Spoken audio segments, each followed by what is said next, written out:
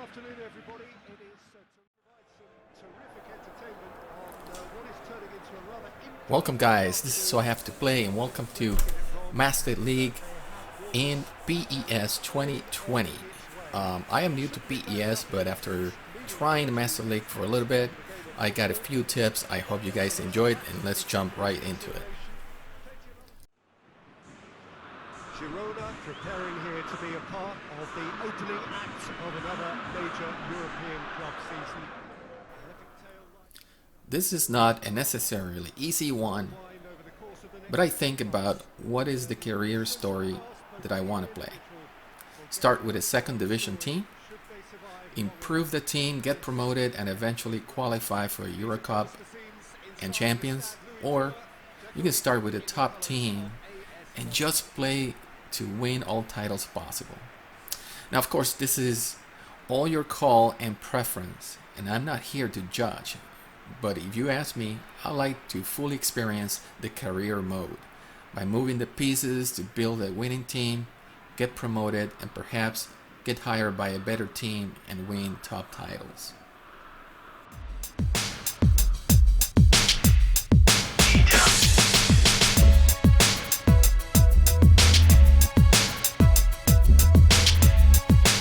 Settings. This is very important too. Find out what settings are best for you. And I learned this one the hard way. Speed and difficulty level are very key. I recommend you play a couple of matches, 2 or 3, to find out the best settings. Then start a new Master League story if you want. I use 3/4 of bars for speed. And where do you find those? Alright, so the main spot is under General Settings. You check here System Settings and find the speed.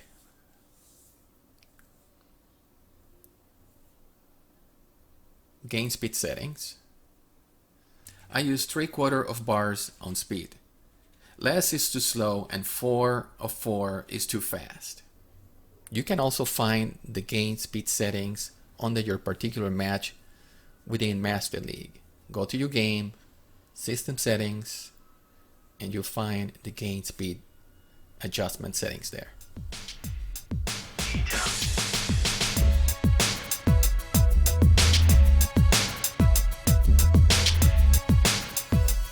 I use regular difficulty because if I start with a second division team, I can compete. It will not be a gimme, and you still need to focus in order to get some wins. One more setting though, transfer frequency. If you set normal or higher, you can be looking at a bunch of messages all the time, which you need to react to. It could be very annoying, and I experienced that. However, this is something you can change at any time during your campaign. Another tip, number 3, set autosave to off. Why? This will allow you to redo matches if needed. Remember, this is your private story, so who cares if you want to make sure you beat a top team, even if it takes 3 tries. I do that. It is all up to you and how you want to write your story for your own satisfaction. I lose a match, just complete it, exit without saving, and get back into your story for another try. That's all. Again, this is all up to you. Now, having said that, don't forget to save between matches. Because if you lose the other match and you want to restart, you might be losing 2 games in a row. Anyways. Number 4, understand the budget and budget settings. You need to generate money for transfer and money for salary. Did you know you can sell even release players and generate budget? I use that approach by getting rid of some players I think will not be critical and have money to fish out target needs and better players. Number 5, use your youth team roster to improve your squad. You don't have to pay transfer money for these. Only play the salary. So there are basic salaries, and they're just players that are young and need to be proving themselves.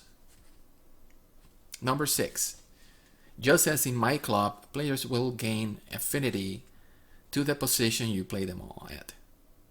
It might take half or a full season, but I, for example, went from familiarity or spirit should be said. Just as in my club, players will gain affinity to the position you play them at. It might take half or a full season, but I, for example, went from a spirit of 62 to 96 after a season and a half. If you change too much their positions, it will slow down their progress. Of course, it's best to play an attacking midfielder on his position, as you know, to get the full player rating. But it's possible to switch around and players can learn the position. Now, this is more of a general thing for Pro Evolution Soccer, so I will leave it at that. You guys know about it. However, it's part of being successful in Master League. Number 7, having said that, let's touch on training. You can actually train a player to passing and dribbling, for example, so the player can play the midfielder position better if you like. I usually go to my roster and set the training to focus training for a few of my players so I can expedite the progress on a specific skill. You notice that in those specific skills, you can increase to full highlight of the particular skill, so it accelerates the progress on that particular area. Do not ignore team rules. While this is a role that the game automatically assigns to players based on their performance or status, make sure you know what's going on, because it can lead to some decisions. For example, under Smart Player, the player that has this title can boost team spirit when he is in the game. Just like here, I got Joao Moutinho, and he boosts the team spirit. And because he's the captain, even more, he can boost the spirit more significantly. This is a cool feature of the game that might lead to some decisions, like I said. So check it out. Don't ignore it. And finally, bonus tip here, in case you didn't notice, did you know you can import players from your My Club? I haven't figured out if I can import specific players, but if you go in this button right here under System, you can actually click and you can import, and in this case I import a couple of players that I can add to the list of players, and then I can do transfer. Oh, they're very expensive, so you need a good budget for this. So there you have it, guys. Those are my 2020 Master League tips. I hope you enjoy it.